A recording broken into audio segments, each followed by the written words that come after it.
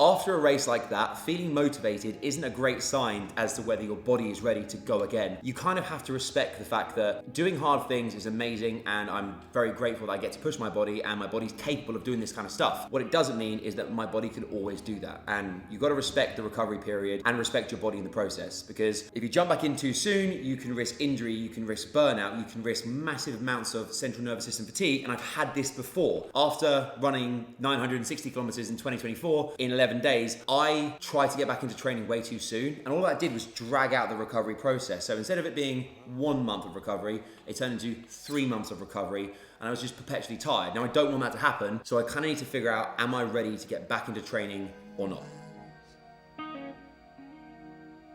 So right now the goal is not trying to gain fitness. The goal is just getting a bit of feedback on the body. The only way to really do this is to go out for a run. As much as I want to sort of touch my legs and feel how they are, I need to put them through a little bit of training just to see how they respond.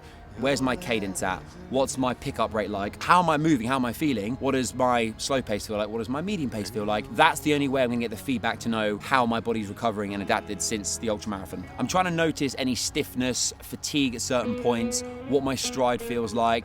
Am I dragging my feet along the ground, or am I lifting up properly? And again, a lot of this isn't stuff I can measure, it's just going off feel. So I'm trying my best to remember how I felt before the race, mostly nervous. That's my benchmark, is where was I before the race, where was I after? Get a general sense of how I'm feeling on these runs before I start pushing any sort of hard pace or hard sessions.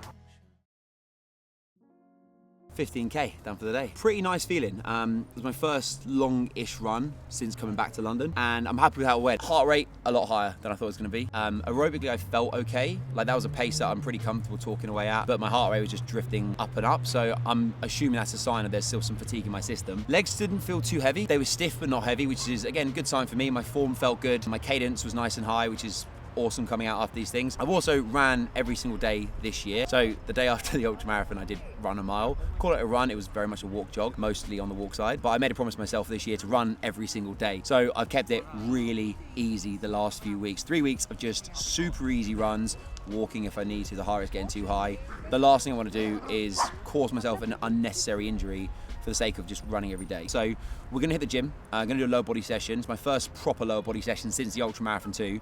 Just wanna see how it's responding to weight and other stimulus. And then later on today, go to my physio and check out and see really what's going on. First session back in the gym, really important not to overdo it. I haven't strength trained my lower body in like a month at the moment, which means the DOMS, or pain I get after a session, will be really intense if I go too hard. So today's session is super simple. I'm just getting a feel for my legs, seeing what's sore, what's tender, figuring out if there's any pain points on one side more than the other. Again, it's all feedback, it's all good information to figure out where I'm at and how I'm recovering. The good news is I've been strength training since I was 16 years old. I only started running properly when I was like 28, 29. So I've got so much more years of history of the gym, of strength work, of understanding my body from that perspective than I do running. I can't sugarcoat this. Ultra running fucks up your body. It is a significant amount of trauma you're putting through, especially your lower limbs. Strength training is the foundation of good longevity and capacity in order to run ridiculous distances. I've never had any serious injuries in the last 5 years of running ultramarathons, and a lot of that comes down to the fact that I take my strength training seriously. After any big race or challenge or run, the big thing I'm trying to get back into is a system of strength training, getting back into 2-3 really solid sessions a week. The main goal right now is just to get everything working back again. Most runners don't strength train enough, and that's something that I've always preached. Not just from an injury prevention standpoint, but from a performance standpoint too. Strength training is important for your running development. Running is a single leg exercise. So when I'm in the gym, I like to train my legs most of the time single leg. This helps fix any asymmetry issues I have where one leg is ultimately doing more work than the other. Over time, when one leg's stronger than the other one, it keeps getting stronger and the weaker one gets weaker. That can lead to injuries, imbalances, all kinds of problems. So training my legs single leg for most of my sessions is a pretty good way to kind of avoid this. That felt harder than I thought it was going to be. First session back is always a humbling one because you just can't lift as much weight. And I'm also really conscious of how they're going to feel tomorrow because I know the first leg session back, no matter if you go light, it's still going to suck the next day. They feel all right. again, they just feel stiff. They feel weak. Where's my attitude towards the lift? So every time I go, usually when I'm training, I'll go towards the lift. There's like a level of aggression inside of me that's like, right, let's fucking go. Let's lift this weight. Let's get it done. I noticed that after ultra marathons, that attitude is missing for a period of time. And again, I think it's a case of there's a level of fatigue in my system that's prohibiting me from going all out. Central nervous system fatigue does that. It kind of limits your output. Your muscles might be able to deliver that, but it's almost like a restrictor on a car. Like it just cuts in at a certain point and just prohibits you from going much harder. And that kind of sticks around for a little while. Obviously we don't know until we test with my physio later on exactly how much less I've got in the tank at the minute. But yeah, I really felt that. Like as much as it's good to train, it's good to strength train, I certainly feel like that was an overly difficult session considering it wasn't a particularly heavy or hard session. I just feel weak as piss at the moment. So coming down to the running room, which is my physio's space, and I've been my physio now for 4 years. We have 4 years worth of hard data and basically tracked my entire improvement through that period of time. From when I first got into ultra running in 2022, all the way through to now in 2026, we've got a crazy amount of data. He tests me every few months, looking at my form, my gait, all the analysis, my strength data. 20 minutes on the run in total with the analysis. Then we'll do the force train whilst we're in that room. Is it all in there? Yeah, it's in there. And then we'll come out into the gym and then jump on the decks for the jump assessment. Cool. Tommy wants to be doing 2 speed sessions a week still. Yeah. And then just a ridiculous amount of volume on top, but a lot more bike volume as well. So if we stick at 2 sessions a day, 1 run, 1 bike, plus then a handful of strength sessions, basically try and build to get towards that 20-ish hour a week volume point in the build up for later this year. Here we're gonna go probably easy, I'd say, pace for you, like 5:30 for the K. Yeah, sweet. Super chill. I've actually previously recorded you on this current database at 13.7, which is roughly around 4:23 minute K. Cool. So I'll do one there, and then we'll do a third one at 15 kilometers an hour, which is 4 minute pace. Okay, sweet. So we'll take 3 data sets. Yeah. Your whole time in the treadmill won't be more than like 10 minutes.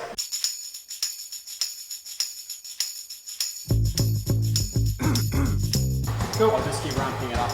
Nice. So we're going to go from 11 to 13.7. Yeah.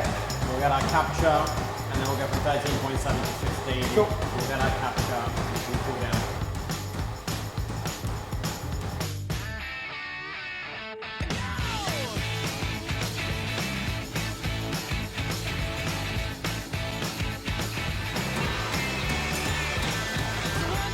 Take my hand and come with me because you look so fine that I really want to make you mine.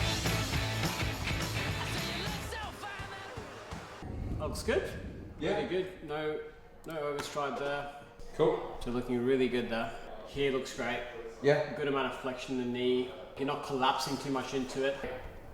Coming in through mid stance.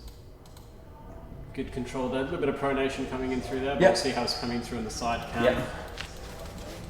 So you can see that pronation there as you go on through. Yeah. Pretty even. I'm looking for a 5% asymmetry. Anything more than that, it's like, okay, cool, what's going on? But you got that there. Yep. A little bit here where this right side's just taking on a bit more, and I think that might just be the caveat of the ankle. Like in my head, it's just like running to the beat almost, like drumming. Yeah. And just that's all that's going through my head there. So it feels to me like it's super even. Obviously, there's a slight differential between the stride length. Yeah. But again, that's just, I can only assume it's not. I'm not actively thinking on that. It's just more. It feels like each leg's doing the exact same amount of work. But obviously, when we really go fine into it, do you think it's because the right side is stiffer? I'm able to almost it's more like a round spring. I'm able to almost just like use more elasticity, and this has got more range of motion. Yeah. It's almost like this absorbs more, takes longer to come out of as a result. See nice. if it looks better or same. Or, not as good. Yeah, perfect. A little bit more pronation happening here on the left now. You can see it's running in real time. So slow it down. Your approach to finding the ground is really good.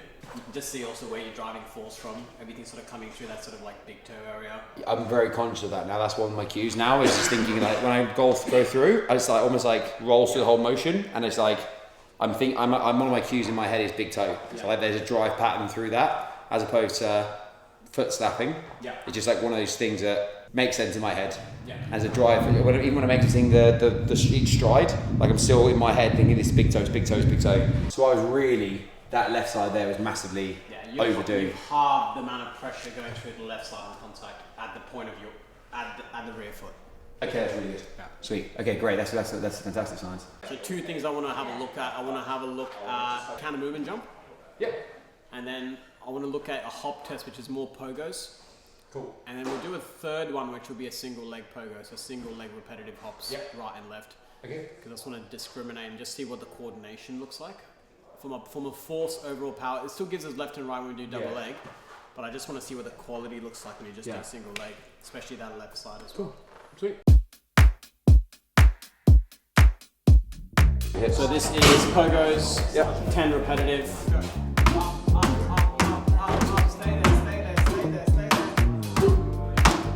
When I hear someone, it reminds me, it goes back to like rugby days or like boxing, when someone's like, fucking go for it, just a switch goes, and you're like, dull.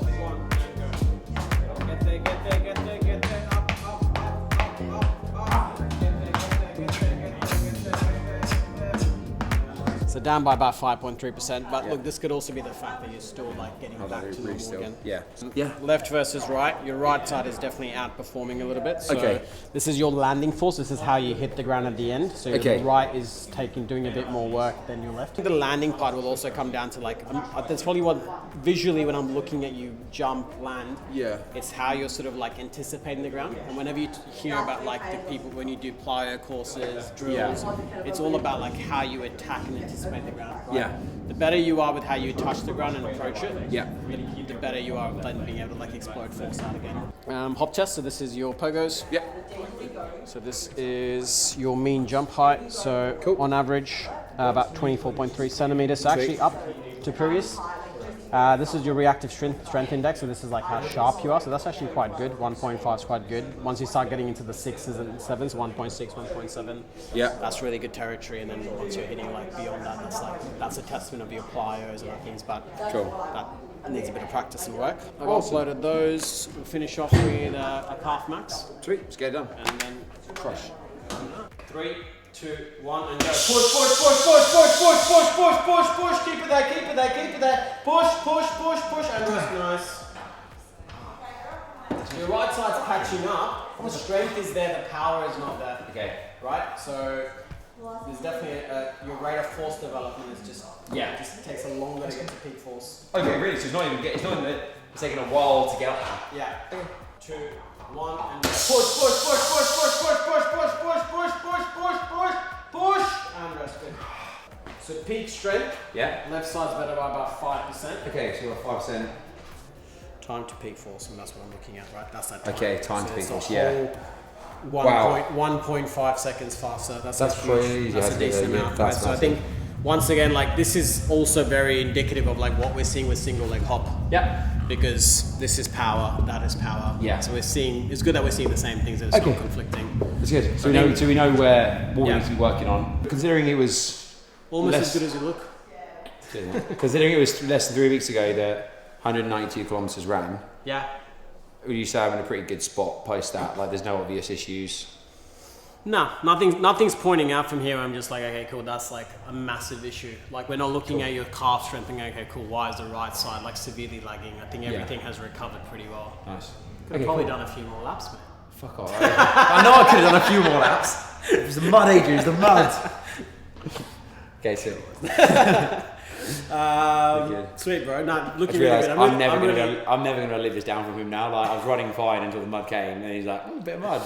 I think all things considered, you've come out the other side in good nick. So I think now it's just good, smart building up into the next thing and then go from there. Pleasure. Always a pleasure. Man, thank you so much, mate. I appreciate it. No worries at all. Okay, that was better than I expected. Running 190 kilometers in one go is always going to leave a bit of a mark, and it takes a little while to recover from these things. Even though I've been doing this for a long time, I've been running ultramarathons now properly since 2022. So I've got a good amount of experience in this. My recovery times are getting faster, which is great, but I still need to respect that recovery process. So it's great that my form's looking good. It's great that there's massive improvements in my form and technique over the last few years, but also coming out of an ultramarathon, it's nice to know that it didn't completely knock me back a few steps running that distance. But at the same time, there's work to be done. That work is take care of myself, get 8 hours of sleep, eat the right things, be kind to myself, take care of myself, not push it too hard. For now, I think in a few weeks' time, when I start my next training block for my next challenge, which I haven't announced yet, but it's another mental thing I'm doing. I'm going to be very proud of the fact that I gave myself that grace period where I'm pulling myself back in. I'm not pushing as hard. I think it's hard when you're trying to chase big goals and you're ambitious and you want to achieve big things.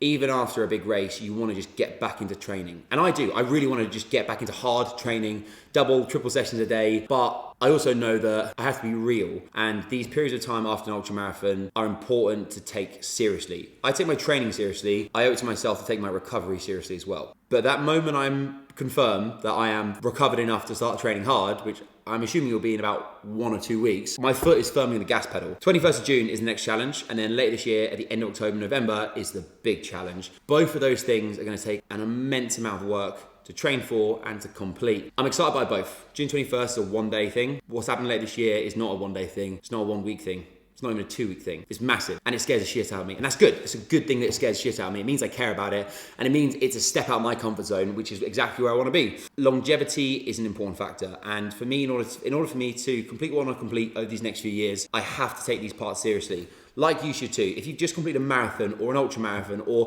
whatever your biggest thing is yet in fitness, give yourself a little bit of grace and time afterwards just to recover, not just physically, not just mentally, but also spiritually as well.